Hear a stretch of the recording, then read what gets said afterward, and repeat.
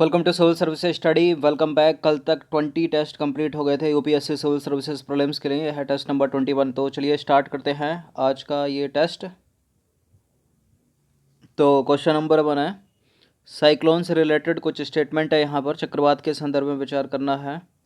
पहला स्टेटमेंट है, चक्रवात जो है कम वायुमंडलीय दाब के चारों ओर गर्म हवाओं की तेज आंधी को कहा जाता है। केवल ये उत्तरी गोलार्ध में आते हैं क्या? उत्तरी गोलार्ध में इन्हें हरिकेन, टाइफून आदि नामों से जाना जाता है। बताइए कौन सा करेक्ट है। बताइए कौन सा करेक्ट है। ये तो ब्लंडर मिस्टेक है बहुत बड़ी वाली। दूसरे वाले स्टेटमेंट में इससे कट जाएगा क्या पूरा? इससे तो कुछ भी नहीं कट रहा।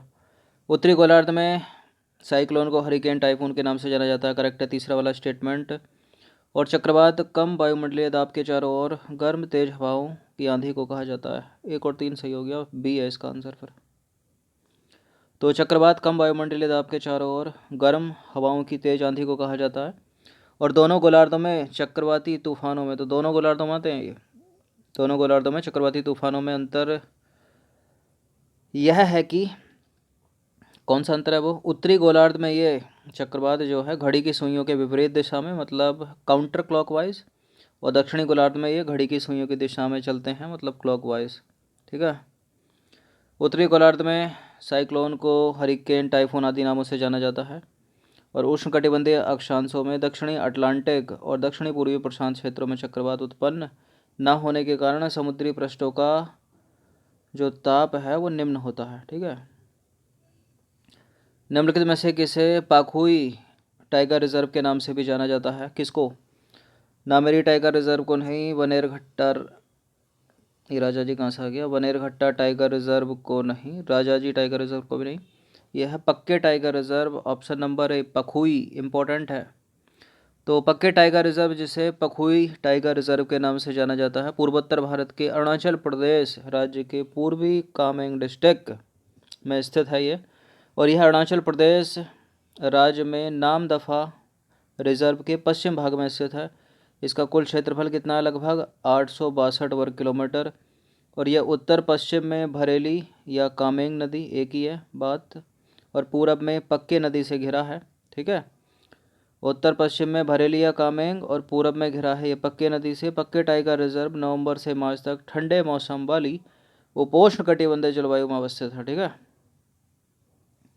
हाल ही में चर्चा में रहा, क्या चर्चा में रहा? टारवाल। क्या है, किससे संबंधित है टारवाल? एक अंतरिक्ष रोबोट है क्या? नहीं है। एक प्रकार का ब्राउन कार्बन है क्या? एक प्रकार का ब्लैक कार्बन है क्या? या कोई उल्का पिंड है जो पृथ्वी के दक्षिणी ध्रुव की ओर बढ़ रहा है? गलत है। ये है, ये ब्राउन कार्बन है एक तरह का। ऑप्शन नंबर बी है इसका आंसर। तो टारवाल जो है प्रकाश अवशोषित करने वाले छोटे,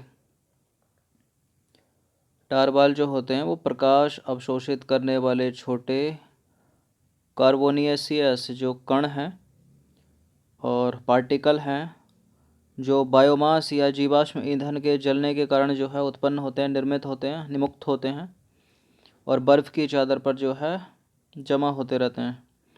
जो ब्राउन कार्बन है वो एक ऐसा कण है जो टारबाल का निर्माण करता है। टारबाल यानी कार्बन ऑक्सीजन से मिलकर बने छोटे चिपचिपे गोल कण, जिनमें नाइट्रोजन, सल्फर एवं पोटेशियम की कम मात्रा होती है। लेकिन जब बहुत ज़्यादा संख्या में इकट्ठे हो जाते हैं ये, तो करते हैं पोल्यूशन। ठीक है।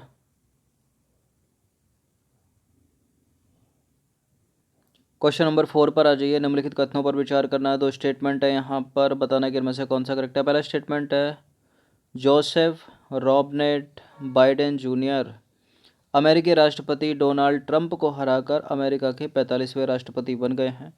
ये अमेरिका के पहले राष्ट्रपति हैं जो अभी तक बने राष्ट्रपतियों में सबसे उम्रदराज व्यक्ति हैं। ये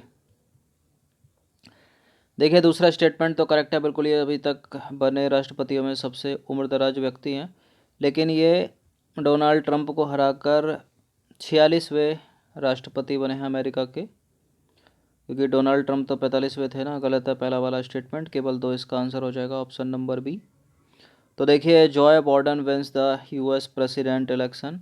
तो जोसेफ रॉबनेट बाइडेन जूनियर अमेरिकी राष्ट्रपति डोनाल्ड ट्रंप को हराकर अमेरिका के 46वें राष्ट्रपति बन गए हैं। इसके साथ ही बाइडेन अमेरिकी इतिहास के सबसे ज़्यादा उम्र के राष्ट्रपति बन गए हैं। और बाइडेन ने इलेक्टोरल कॉलेज में कुल 290 वोट जो है हासिल किए, जबकि वाइट हाउस आने के लिए 270 सीटों की आवश्यकता होती है, तो 20 ज़्यादा लिया है। तो इसके अलावा कैलिफोर्निया की सीनेटर बाइडेन की साथी, उनका नाम है कमला हैरिस, उपराष्ट्रपति बनने वाली पहली महिला बन गई हैं, पहली अश्वेत और भारतीय मूल की अमेरिकी महिला हैं ये। ठीक है, पहली महिला जो अमेरिका की उपराष्ट्रपति बनी, अश्वेत और भारतीय मूल की अमेरिकी। ठीक है, दोनों का नाम याद रखना इनका। क्वेश्चन नंबर 5 पर आ जाइए। निम्नलिखित कथनों पर विचार करना। पहला स्टेटमेंट है, हाल ही में इसरो ने पीएसएलवी के 51वें मिशन को लॉन्च किया है। अब यहाँ नंबरिंग में भी काउंटिंग अगर उल्टी फुल्टी हुई तो स्टेटमेंट चला जाएगा। पीएसएलवी का मतलब क्या है यहाँ पर? Polar satellite launch vehicle. ठीक है, एक तरह से उपग्रह ले जाने वाली टैक्सी है ये।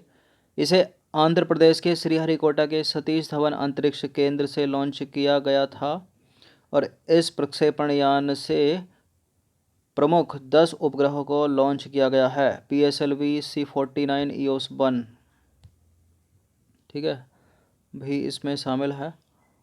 तो करेक्ट है ये तो तीनों के तीनों। स्टेटमेंट इसका आंसर हो जाएगा ऑप्शन नंबर डी 1 2 3। ठीक है, याद रखना उनको। क्वेश्चन नंबर 6 पर आ जाइए। अंतर्राष्ट्रीय शैक्षणिक स्वतंत्रता सूचकांक निम्नलिखित में से किस संस्थान के द्वारा जारी किया जाता है? बताइए। इंटरनेशनल एकेडमिक फ्रीडम इंडेक्स को कौन निकालता है? यूनेस्को? नहीं। फिर कौन निकालता है? Global public policy institute. कौन निकालता है? Global public policy institute, option number B. तो शैक्षणिक स्वतंत्रता सूचकांक global time series data set के एक भाग के रूप में यह ग्लोबल पब्लिक पॉलिसी इंस्टीट्यूट द्वारा जारी किया जाता है और 1900 से 2019 तक। ठीक है, यह सूचकांक दुनिया भर में शैक्षणिक स्वतंत्रता के स्तर की तुलना करता है और साथ ही शैक्षणिक स्वतंत्रता में की गई कमी की समझ को बढ़ाता है। तो सीधा सीधा पूछा जा सकता है, अंतर्राष्ट्रीय शैक्षणिक स्वतंत्रता सूचकांक कौन जारी करता? Global public policy institute. Question number 7 पर आ जाइए। मेट्रो नियो परियोजना के संदर्भ में निम्न कथनों पर विचार करना है। यह एक कुशल मास पब्लिक ट्रांसपोर्टेशन सिस्टम है जो भारत के टीयर 2 और टीयर 3 नगरों के लिए उपयुक्त है और इसमें मेट्रो रेल जो है वो ट्रैक के स्थान पर सड़क पर चलेगी और ऊर्जा जो है, जो ओवरहेड ये होते हैं ना वायर्स, उससे प्राप्त करेगी। आपने मूवी में देखा होगा, जैसे सड़क है उसमें बीच में रेल की पटरियाँ बिछी होती हैं, मतलब उसके समतल रहती हैं वो सड़क के, और यहाँ से ट्रेन भी चलती जाती है ना, बीच में देखा होगा मूवी में, और इलेक्ट्रिसिटी ऊपर से आती रहती है और में फिर चली जाती है। फिर इसमें पैदल पथ भी है और इसमें फिर रोड पर जो है कार बाइक ये भी चल सकती है। ठीक है, तो करेक्ट है दोनों के दोनों स्टेटमेंट, ये सी है इसका आंसर। तो देखिए, यह एक कुशल मास पब्लिक ट्रांसपोर्टेशन सिस्टम है जो भारत के टीयर 2 और टीयर 3 नगरों के साथ साथ उपनगरीय यातायात की ज़रूरत को पूरा करने के लिए आदर्श रूप से उपयुक्त है। तो करेक्ट हो गया पहला स्टेटमेंट। और मेट्रो नियो रेल ट्रैक के स्थान पर सड़क पर चलेगी, परंतु ऊर्जा जो है ओवरहेड वायर से प्राप्त करेगी और इसको इस प्रकार डिज़ाइन किया गया है कि यह तीव्र ढाल में भी आसानी से चलाई जा सकती है। ठीक है, क्वेश्चन नंबर 8 पर आ जाइए। वन बैंक वन पेंशन योजना के संदर्भ में विचार करना है। वन रैंक वन पेंशन योजना। तो वन रैंक वन पेंशन योजना के तहत बीते 5 वर्षों में 20.6 लाख से अधिक सेवानिवृत्त रक्षा कर्मियों को 42,700 करोड़ रुपए की राशि वितरित की गई है। और दूसरा स्टेटमेंट है, यह योजना 1 जुलाई 2014 से प्रभावी है। पहली बात तो यूपीएससी अगर इस तरह के स्टेटमेंट बना के प्रश्न करती है तो आंकड़ों को गलत ना के बराबर करती है। ठीक है, यहाँ फेरबदल कर सकती है। 2014 की या 15 की है? 14 की है, करेक्ट है। दोनों के दोनों स्टेटमेंट सी है इसका आंसर। तो केंद्र सरकार ने वन रैंक वन पेंशन योजना के तहत बीते 5 वर्षों में 20.6 लाख रुपए से अधिक सेवानिवृत्त रक्षा कर्मियों को 42,700 करोड़ रुपए की राशि वितरित की है। अब इसमें इम्पोर्टेंट बिंदु है कि केंद्र सरकार ने 7 नवंबर 2015 को वन रैंक वन पेंशन योजना की अधिसूचना जो है जारी की थी, और इस सूचना में क्या कहा गया था कि यह जो योजना है वो 1 जुलाई 2014 से प्रभावी मानी जाएगी। ठीक है, तो ये जो दूसरा स्टेटमेंट है ये करेक्ट है। 1 रैंक 1 पेंशन योजना 1 जुलाई 2014 से प्रभावी है। क्वेश्चन नंबर 9 पर आ जाइए। राष्ट्रीय खाद्य सुरक्षा अधिनियम का निम्नलिखित में से किस राज्य के ग्रामीण क्षेत्रों में सर्वाधिक कवरेज है? राष्ट्रीय खाद्य सुरक्षा अधिनियम का मणिपुर के ग्रामीण क्षेत्रों में सर्वाधिक कवरेज है। ऑप्शन नंबर डी है इसका आंसर। तो वर्तमान में मणिपुर का देश के ग्रामीण क्षेत्रों में सबसे अधिक कवरेज है। कितना कवरेज है? 88.56%। और अंडमान निकोबार द्वीप समूह में सबसे कम 24.94% कवरेज है। कवरेज के मामले में मणिपुर के बाद दूसरे स्थान पर झारखंड है, 86.48% है। और तीसरे एवं चौथे स्थान पर है, तीसरा है बिहार 85.12%, और छत्तीसगढ़ है 84.25%। तो याद रखिएगा मोटे तौर पर। क्वेश्चन नंबर 10 पर आ जाइए। निम्नलिखित कथनों पर विचार करना है। पहला स्टेटमेंट है, देश में प्रत्येक वर्ष 7 नवंबर को राष्ट्रीय कैंसर जागरूकता दिवस मनाया जाता है, यानी कल मनाया होगा राष्ट्रीय स्तर पर। ठीक है, कैंसर के अन्य सामान्य नाम नियोप्लाज्म और क्या है? नियोप्लाज्म और मैलिग्नेंट ट्यूमर। और तीसरा स्टेटमेंट यह है कि प्रत्येक वर्ष 4 फरवरी को विश्व कैंसर दिवस यानी वर्ल्ड कैंसर डे मनाया जाता है। तो 2-3 चीज़ें याद रखनी है आपको कि राष्ट्रीय स्तर पर कैंसर जागरूकता दिवस 7 नवंबर में, और 4 फरवरी को विश्व स्तर पर मनाया जाता है विश्व कैंसर दिवस। ये दोनों के दोनों स्टेटमेंट करेक्ट हैं। दूसरा भी स्टेटमेंट करेक्ट है। कैंसर के अन्य नाम नियोप्लाज्म और मैलिग्नेंट ट्यूमर है। ट्यूमर से ही लग रहा है कि हाँ ठीक ही होगा, तो करेक्ट है यहाँ तीनों के तीनों स्टेटमेंट। डी है इसका आंसर, उपरोक्त सभी। तो वो तो तीनों करेक्ट हो गए। अब थोड़ा सा कैंसर के बारे में भी। अब देखिए, ये जो बीमारी है कैंसर, ये बीमारियों का सबसे बड़ा समूह है जिसमें असामान्य कोशिकाएं अनियंत्रित रूप से बढ़ती रहती हैं। ठीक है, तथा शरीर में अपने आसपास के हिस्सों पर आक्रमण करने या अन्य अंगों में फैलने के लिए जो है अपनी सामान्य सीमाओं को पार कर सकती हैं। ठीक है, या कर जाती हैं।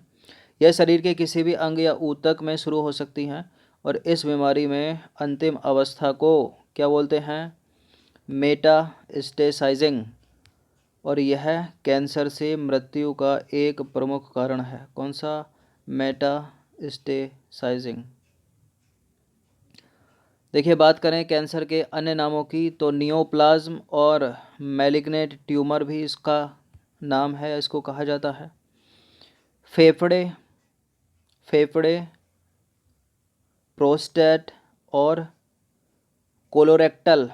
फेफड़े, प्रोस्टेट और कोलोरेक्टल, पेट एवं यकृत का कैंसर पुरुषों में सबसे आम है, जबकि स्तन, कोलोरेक्टल, फेफड़े, ग्रीवा एवं थायराइड का कैंसर जो है महिलाओं में सबसे आम है।